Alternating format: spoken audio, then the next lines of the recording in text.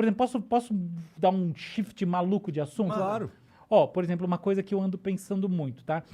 Como a gente deve, hoje em dia, efetivamente entender o que é inteligência artificial. Eu acho que isso é uma coisa que a gente não pode delegar, porque esse entendimento, no final das contas, é o entendimento do mundo que a gente vai estar. Porque essa fusão entre o físico e o digital já aconteceu.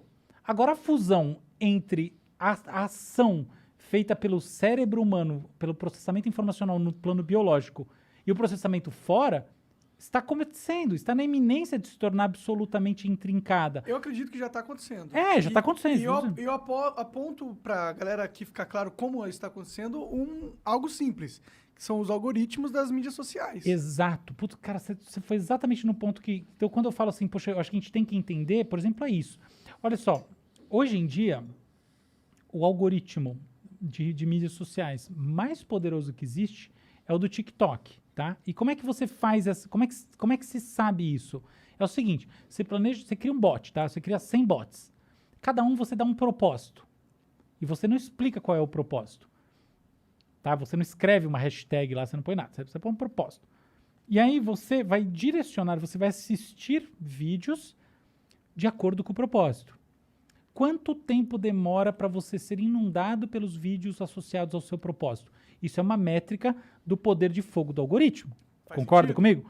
Então, dentro dessa métrica, o algoritmo do TikTok, ele é um algoritmo muito poderoso. Até posso explicar tem umas questões muito interessantes.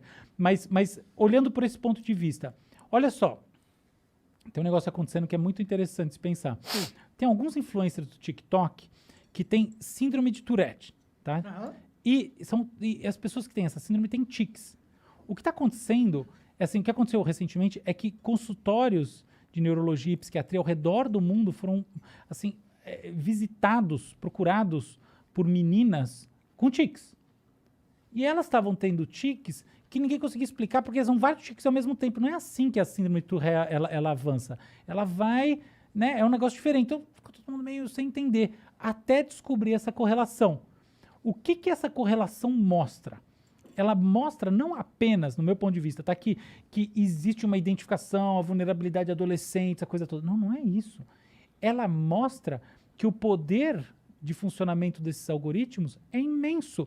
E ele vale tanto para aquilo, para a pessoa que está buscando um conteúdo, quanto para aquela pessoa que ela não está buscando, ela não é que ela quer.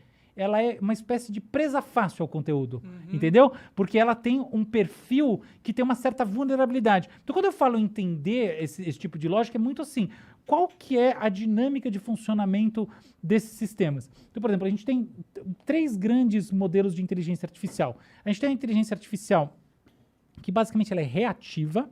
Então, por exemplo, assim, quando você vai pegar o algoritmo de recomendação de filme da Netflix, tá? Então ele vai te dar um filme, mas aquilo que você está fazendo naquele momento não vai impactar a sequência de filmes que você vai ver depois. Ele tem uma atualização. Você tem um outro tipo que é de memória de curto prazo. Tá? O tipo de memória de curto prazo é, por exemplo, quando você pensa o carro autodirigível. Tá? O carro autodirigível, ele avança tecnologicamente em níveis, tá? Nível 4 e 5 são os níveis mais avançados. Imagina que ele está no nível 4 ou 5. Então, o carro está aqui andando e ele vai mudar de faixa. O que ele precisa? Ele precisa de um buffer de memória no qual ele possa mapear o comportamento dos outros carros para ele saber onde ele vai. Ou seja, ele tem uma memória que, na prática, significa uma taxa de atualização em tempo real. Ok? E aí você tem um outro tipo que é tipo uma inteligência artificial que efetivamente consegue fazer analogias, fazer mapeamentos de uma área na que outra. É aquela geralzona pica. Que seria isso aí, essa mesmo. Então, que não existe. Não existe, exatamente. Existe conceitualmente, não existe na prática. Sim. Então, o que acontece? Esses algoritmos, hoje em dia, cada vez mais, eles funcionam com buffers extremamente inteligentes. Então, são algoritmos com memória, com taxa de atualização em tempo real, que levam a convergência muito rápida em cima de alguma coisa. Isso gera uma coisa curiosa, tá? Então, porque é o seguinte, ó. Imagina que... Eu não preciso nem imaginar, um fato. Nós gostamos de vinho. Aí a gente começa se eu tivesse uma conta no TikTok, eu procuraria vinhos lá. Aí eu começo a olhar vinhos. Daqui a pouco ele entende que é vinho, o algoritmo, né? Ele, né? Não tem personificação possível no caso desse. Pode ser elas, viu? Pode ser ela, né? É ela, tipo no filme Her. Genial aquele Inclusive, filme. eu prefiro, né? Se for fazer uma inteligência artificial, faça feminina. Você sabia que as vozes são sempre femininas, né? Todo mundo prefere. Claro. Lógico. Eu entendo. Inclusive as mulheres, sabe? Tem uma questão toda de percepção implícita de agressividade. Não é à toa, porque sempre a voz é feminina. Entendi. É interessante isso, né? O Waze, todo mundo tem a voz feminina como default. Mas vamos lá, beleza. Aí eu tenho o algoritmo. Se eu sou um ser humano normal, eu não quero reduzir minha vida a vinho. Ou seja, ser inundado com vinho não é necessariamente bom funcionamento. Porque as pessoas têm interesses diversos. De fato, os algoritmos funcionam assim, eles te dão alguma diversidade. Mas existe uma questão que é muito interessante, que é, no final das contas, eles te dão mais daquele estímulo do que você mesmo buscaria espontaneamente. E o que acontece é que, pelo menos, essa é minha tese, tá?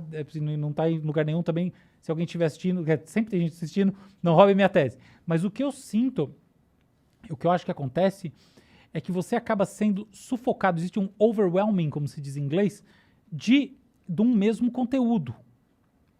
E isso daí gera em você uma dessensibilização. É tipo o problema do filme pornográfico. O filme pornográfico, para mim, não tem problema nenhum. Mas a lógica do filme pornográfico é uma lógica de dessensibilização do sexo mais animal que tiver. Sim. Então, quando eu falo do problema, não é o problema do filme em si. O problema é da lógica de quem, só filme pornográfico, né? Essa coisa toda, no final das contas, pode atrapalhar os relacionamentos, uma coisa assim, porque, no final das contas, existe uma dessensibilização do ponto de vista da experiência. Entendeu? Sim, você vai lá, tá transando com a sua mina, do jeito bem whatever, e você fala, mano, eu vejo a mina plantando bananeira com 7 caras atrás. Exato. Ou outras coisas mais. É isso aí. Então olha dentro do mundo do algoritmo como isso é absolutamente paradigmático. Quer dizer, como isso é a regra. Você começa a ter dessensibilização. Qual que é a solução? Manda o conteúdo mais intenso. Porque, veja bem, a lógica das bolhas e da radicalização na internet não é uma lógica maquiavélica qualquer. Não, é o seguinte, depois de um tempo vendo o mesmo conteúdo, você começa a ter dessensibilização. O que você faz? Manda aquela paulada mais radical, porque aquilo chama atenção. E no final das contas, qual que é a sua métrica? Tempo assistindo. Então como é que você vai aferir a sua métrica? Pelo tempo que a pessoa está vendo um vídeo. O que ela vai ver mais? Aquilo que chama atenção, não necessariamente aquilo que ela gosta. Então ela começa a ser tomada, do ponto de vista da sua atenção, pelo caráter extremo do estímulo. Só que como o estímulo vai sendo repetido, no caso o vídeo, ela vai achando que aquilo tá normal, ela vai implicitamente, não é que ela acha conscientemente. Mas começa a sentir que tá de boa, é tipo filme pornográfico. Um negócio que fica 2 anos sem ver o filme pornográfico, você fala, caralho, que negócio louco. Entendeu? É assim, todo mundo. Então, existe uma lógica, e, por exemplo, quando a pessoa tem, aí vai o caso desses tics, essa coisa toda. Então, a pessoa começa a ter um negócio, ela tem uma ansiedade, um negócio assim. Então, essa pessoa, ela começa a ver vídeos sobre depressão, ansiedade, etc e tal. Daqui a pouco, ela está vendo os vídeos, tipo, radicais no negócio. E é óbvio que ela começa a naturalizar aquela experiência e achar que, tipo, o mundo é um lugar que não presta para viver. Então, quando eu falo de entender essas lógicas, tem um pouco isso. Existe uma questão da tecnologia que está armazenando, tá? Então, esse paradigma da memória de curto prazo dentro do algoritmo é absolutamente fundamental para isso, porque ele não está tendo uma taxa de atualização depois da hora que você offline, tá? Ele está tendo a taxa de atualização online em tempo real, mas no final, a consequência prática tem a ver com a maneira como o cérebro funciona, que é você vai tendo desensibilização de estímulos e aí ao longo do tempo você vai precisando ter estímulo mais intenso, que não é que o algoritmo pense, eu vou dar algo mais intenso. Aqui, quando ele dá algo menos intenso, você não clica. Tcharam! E acaba exacerbando a radicalização não das polaridades políticas, mas sim do pensamento humano, né? Exatamente.